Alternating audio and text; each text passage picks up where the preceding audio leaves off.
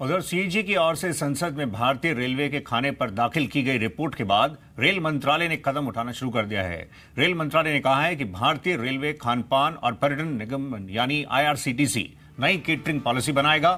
खाने की क्वालिटी बढ़ाने की प्रक्रिया में IRCTC नए किचन सेटअप करेगा।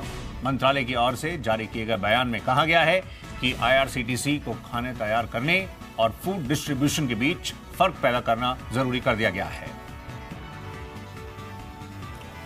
और जिस तरह से सीएजी की रिपोर्ट के बाद IRCTC की ये योजना है कि जहां तक जो फूड केटरिंग की बात है उसमें ये बदलाव किए जाएंगे ताकि क्वालिटी जो गुणवत्ता है उसमें सुधार किया जा सके।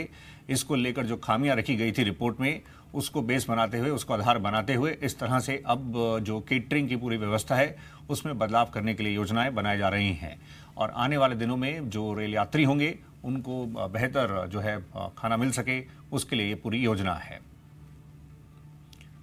आइए इस पर अधिक अपडेट लेते हैं। समीर दीक्षित हमारे साथ मौजूद हैं, हमारे संवाददाता। समीर, ये बताइए, सीएजी की रिपोर्ट में जो सारी खामियां रखी गई थी उसके बाद रेलवेज जो ये नई केटरिंग पॉलिसी ला रहा है इसमें क्या पूरा प्लान है, क्या रोड मैप बनाया गया है? देखिए, सीएजी ने जो अपनी जांच में पाया था कि रेलवे में जो खाना परोसा जा रहा है वो गुणवत्ता के पैमाने पे और हर लिहाज से वो ठीक नहीं था और सीधे तौर पर अगर कहा जाए तो इंसान के खाने लायक नहीं था, इस तरफ इशारा किया था। और रेलवे जिसने हाल ही में नई कैटरिंग पॉलिसी जारी करी है, ये मैं आपको बता दूं कि नई कैटरिंग पॉलिसी पहले से जारी हो चुकी है और उस कैटरिंग पॉलिसी के तहत खान पान का जिम्मा एक बार फिर से IRCTC के पास आया है।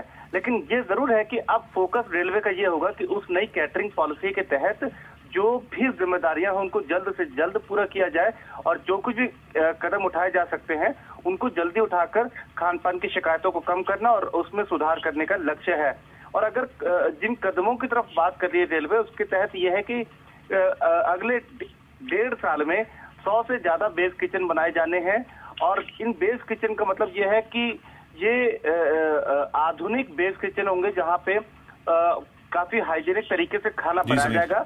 और सबसे अहम बात यह है कि खाने बनाने की जिम्मेदारी किसी अन्य विभाग के पास होगी, जबकि उस खाने को ट्रेन में परोसने या रेलवे स्टेशन तक पहुंचाने की जिम्मेदारी यानी डिस्ट्रीब्यूशन वो किसी अन्य एजेंसी के पास में होगी। तो ये एक तरीके से कदम ये है कि खान पान बनेगा उसमें सुधार होना, उसके लिए बेस किचन बनेगा अलग और उसको सही तरीके से यात्रियों तक पहुंचाया जाए, उसमें भी सुधार के तहत एक अलग डिस्ट्रीब्यूटर तैनात किया जाएगा। इसी तरीके से पैकेज्ड फूड आइटम में भी काफी सुधार करने की बात है।